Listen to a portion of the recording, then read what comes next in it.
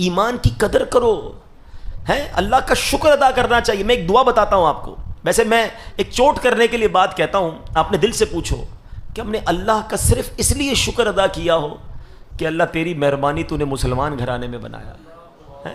ہم میں سے بہت ساری شکوے ہیں، پیسے نہیں دیے، یا اللہ گاڑی نہیں ملی، بنگلہ نہیں ملا، کاروبار نہیں ملا، ارے سب مل جاتا، اگر ایمان نہ ملتا تو میں کدھر جاتا؟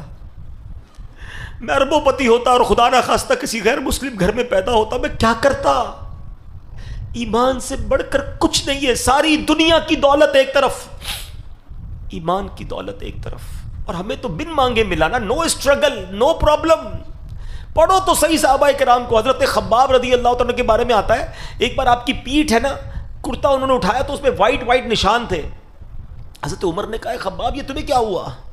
کہ عمر تمہیں کیا معلوم، تم تو اس وقت ایمان بھی نہیں لائے تھے، جب میں مسلمان ہوا نا تو میرا آقا مجھے چلتے ہوئے کوئلوں پر لٹاتا تھا، جلتے ہوئے کوئلوں پر ہم بکرے بوٹیاں بناتے ہیں، کبھی سوچا اس پہ کوئی بندہ بھی لیٹ سکتا ہے کیا؟ کہتے چلتے ہوئے کوئلوں پر مجھے لٹاتا تھا، اور اے عمر میری پیٹھ سے چربی پگھلتی تھی اور اس سے وہ کوئلے بجھ جایا کرتے تھے، مگر پھر بھی میں رب کا نام لیتا تھا۔ حضرت عمر کہتے ہیں خباب یہ پیٹھ لاؤ، میں اسے چومنا چاہتا ہوں جو اسلام کی خاطر جلائی گئی ہے۔ کیا تکلیف ملی ہے مجھے اور آپ کو ایمان لانے پر؟ کیا پرابلم آئی ہے مجھے اور آپ کو ایمان لانے پر؟ مگر وہ مار کھا کر بھی نماز پڑھتے تھے، ہم اے سی میں اور پنکھوں میں بھی نماز نہیں پڑھتے۔ وہ قرآن پڑھتے تھے، آپ کو پتا ہے میرے آقا جب قرآن پڑھتے تھے کفار کیا کرتے تھے؟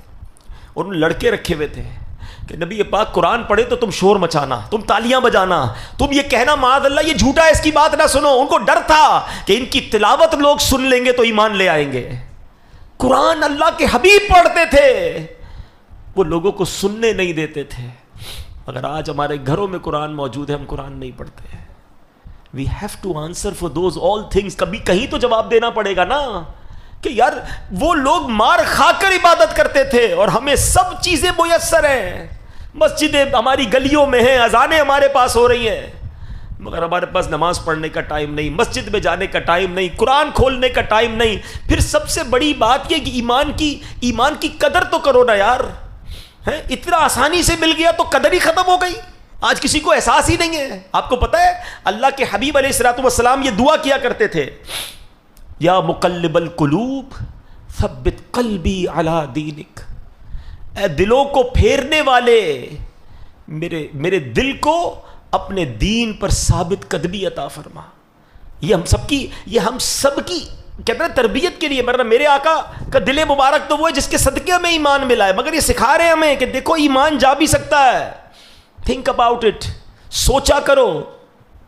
ہاں ایمان مل گیا بہت اچھی بات ہے، مگر یہ ایمان سلامت رہے گا قیامت تک، مرتے تک یہ پتہ نہیں ہے۔